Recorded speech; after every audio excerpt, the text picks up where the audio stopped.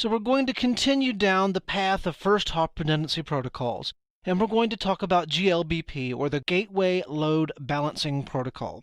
Now, GLBP is configured almost identically to HSRP. In fact, if you were to go into our previous lab, and instead of standby you put GLBP in the configuration on the interface level, you would have a valid functioning GLBP configuration.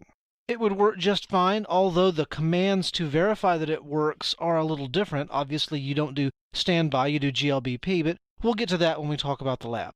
Where HSRP only allows for redundant routers on the subnet, GLBP allows for redundancy and load balancing, as we discussed in the overview. GLBP, like the hot standby router protocol, uses a virtual IP address, but instead of a single virtual MAC address, every router has its own virtual MAC address. And GLBP manages the ARP replies to direct traffic to different gateways based on a prearranged load balancing algorithm.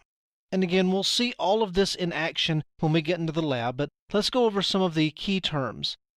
GLBP has a single router that is designated as the active virtual gateway.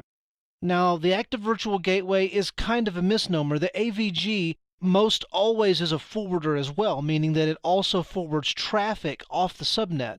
However, the active virtual gateway does not necessarily have to actually forward traffic. I really wish they'd picked a different name because it can be kind of confusing, especially when you're first learning about GLBP. The active virtual gateway knows about all the other gateways in the GLBP group and their virtual MAC addresses. The AVG replies to all the ARP requests for the load balanced IP address. However, the AVG may not actually reply with its own virtual MAC address, but may reply with one of the other forwarder gateway addresses, thereby allowing you to load balance your traffic off the subnet. In the event that a gateway fails, the active virtual gateway assigns the failed gateway's virtual MAC to a different physical device so that the traffic is still being forwarded outside the subnet. And again, with my network diagram. In this case, we have an extra host on this side. We have Jake and John, and they're trying to forward their traffic out to whatever WAN you might have in place. There's the actual physical IP addresses on the physical interfaces, and we also have the virtual IP of 10.10.1.1, just like our previous example. However, since we mentioned that GLBP gives each router its own virtual MAC address, we're going to say that the virtual MAC for this top router is 1234 and the virtual MAC for the bottom is 9876.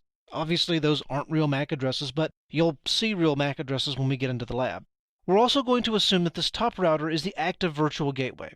So what happens is John makes a request for the gateway's IP address, 10.10.1.1. The active virtual gateway replies to the ARP request for 10.10.1.1 and replies back and says, okay, you're going to use MAC address 1234 for this IP address. So John then forwards all of his traffic for 10.10.1.1 out through the active virtual gateway, which also happens to be a forwarder. Jake next makes a request for the virtual IP 10.10.1.1.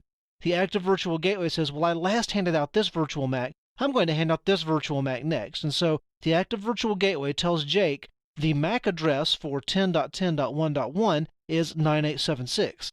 In this case, Jake forwards his traffic out through 10.10.1.51 because that's where he knows this virtual MAC and IP is bound to. So basically, to summarize, John knows 10.10.1.1 as 1234, Jake knows 10.10.1.1 as 9876, and again, those are virtual MAC addresses. So now we have a failure. In this case, the active virtual gateway fails, but it could be any of the devices that fail. GLBP recognizes that there is a device failure, and so it tells this router down here, you become the active virtual gateway, and by the way, you bind VMAC 1234 to you as well. That way, all the traffic for John and Jake is now going out 10.10.1.51. Obviously, it's not load balanced anymore because, again, just like with HSRP, this device has failed, so it's impossible to do load balancing or redundancy.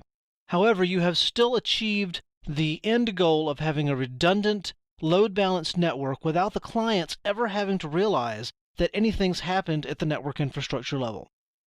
And that concludes our overview of the Gateway Load Balancing Protocol.